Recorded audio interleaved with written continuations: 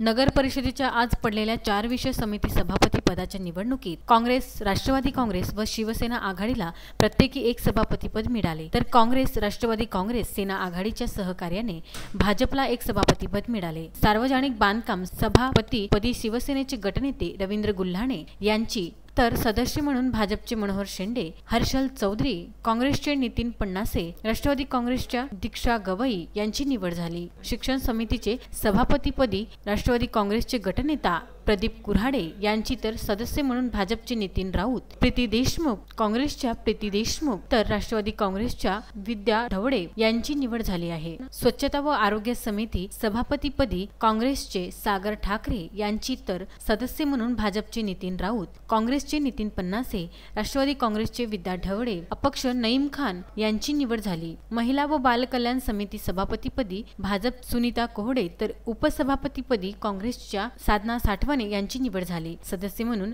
राष्ट्रवादी काँग्रेसच्या प्रतिभा महाले, भाजपच्या छाया ढोडे, काँग्रेसचे योगेश गणे यांची निवड झाली। निवडणूक निर्णय अधिकारी म्हणून उपविभागीय अधिकारी नितीन कुमार हिंगोले यांनी काम पाहिले। त्यांना नगर परिषद मुख्याधिकारी गीता ठाकरे यांनी सहकार्य केले। नगराध्यक्ष मेघना मडगे व सहकार्यांनी नवनिर्वाचित सभापतींचे अभिनंदन केले।